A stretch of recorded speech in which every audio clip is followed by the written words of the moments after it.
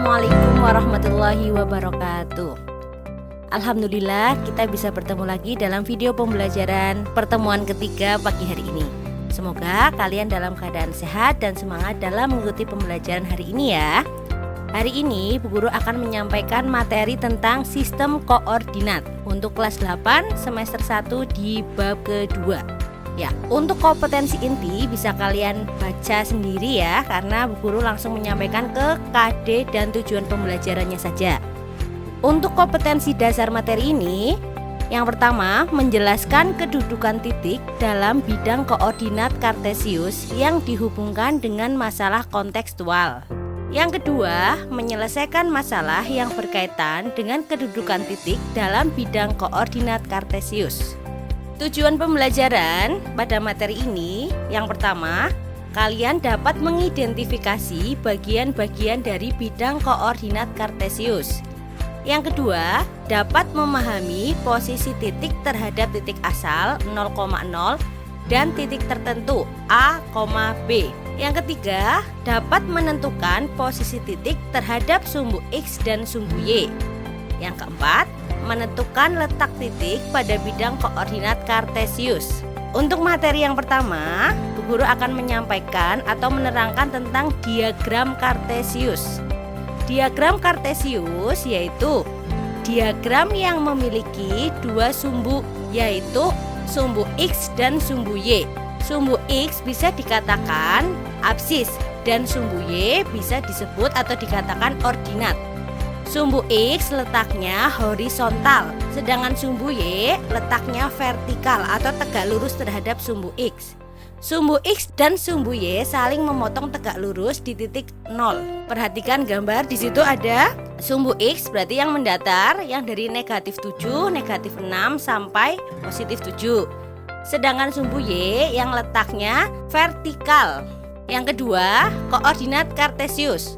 Koordinat kartesius menunjukkan posisi suatu titik berdasarkan jaraknya terhadap sumbu X dan Y. Titik X, Y. Berarti untuk menuliskan sebuah titik, hendaknya kita menuliskan di sumbu X-nya terlebih dahulu, kemudian Y atau absis ordinat terlebih dahulu. Jadi tidak boleh kebalik Y, X, harus X, Y. Ya.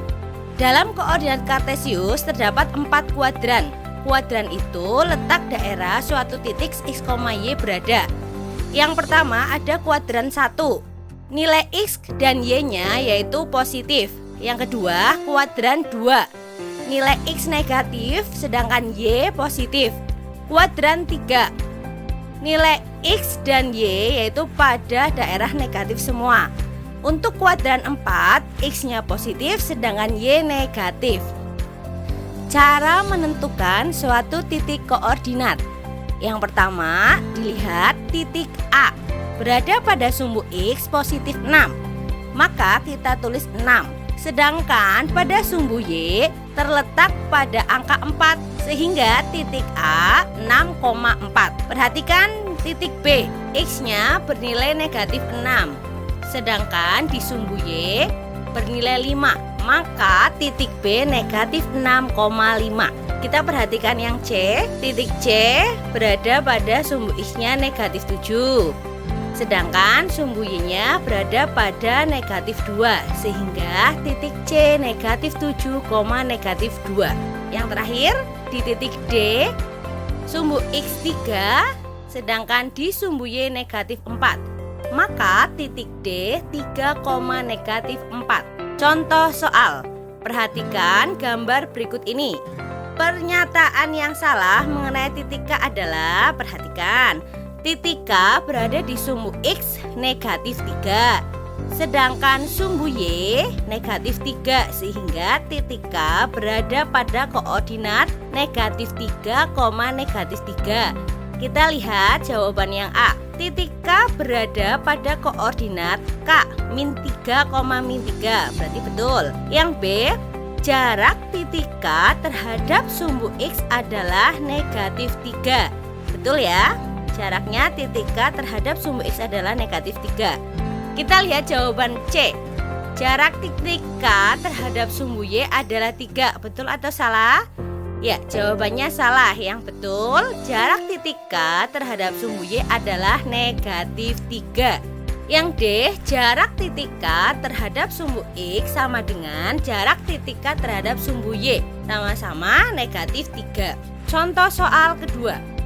Gambarlah titik A 1, negatif 2, B negatif 3,6, C 2,8, dan D negatif 1, negatif 5 pada koordinat kartesius. Lalu tentukan titik-titik yang berada pada kuadran 1, 2, 3, dan 4. Di samping ya sudah ada gambarnya. Kita lihat titik A jika digambarkan pada koordinat kartesius terletak di sumbu X-nya bernilai 1, sedangkan sumbu Y-nya negatif 2. Yang di titik B, sumbu X negatif 3, Y-nya 6. Titik C, sumbu X-nya 2, sedangkan di sumbu Y-nya 8 ya, maka bisa dituliskan 2,8. Tidak boleh ditukar Y, X, harus X, Y.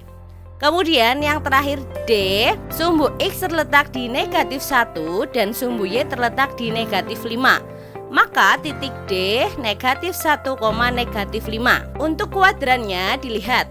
Yang bernilai positif semua yaitu titik C. Karena sumbu X-nya positif, sumbu Y-nya positif, maka terletak di kuadran 1. Titik B, sumbu X-nya negatif, sumbu Y-nya positif, maka terletak di kuadran 2. Titik D negatif semua ya untuk sumbu X dan sumbu Y, maka terletak di kuadran 3. Sedangkan titik A, sumbu X positif, sumbu Y negatif, sehingga terletak di kuadran 4. Bagaimana? Mudah kan untuk menentukan kuadran pada koordinat kartesius? Contoh soal yang ketiga. Perhatikan gambar di samping. Posisi titik H terhadap titik C adalah dilihat pada koordinat kartesius di samping ya.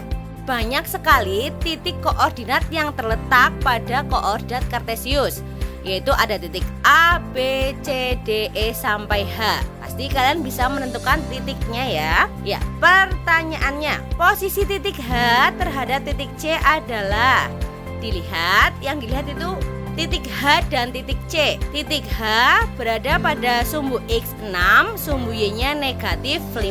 Sedangkan titik C terletak pada koordinat negatif 4,4. Ya, bisa dicari menggunakan X baru sama dengan X lama ya, atau titik X pada posisi titik H dikurangi X acuan. Acuannya yaitu titik C. Sedangkan kalau menentukan Y baru, Y lama dikurangi Y acuan. Ya, dilihat titik H tadi 6, negatif 5. Yang dipakai untuk menentukan X baru berarti X 6 ya, sama dengan 6. 6 dikurang min 4. Min ketemu min jadi plus, sehingga 6 ditambah 4 sama dengan 10. Yang kedua, Y baru berarti kita lihat titik Y-nya saja. Y lama negatif 5 dikurangi 4. Negatif 5 dikurangi 4 sama dengan negatif 9. Sehingga posisi titik H terhadap titik C adalah 10, negatif 9. Jawaban yang tepat yang mana? Jawaban yang tepat 10 satuan ke kanan dan 9 satuan ke bawah. Karena nilai X-nya positif dan nilainya negatif. Kalau negatif berarti ke bawah, sedangkan Y positif ke atas. Kalau X positif ke kanan, X negatif selalu ke kiri. Contoh soal selanjutnya. Perhatikan gambar di samping.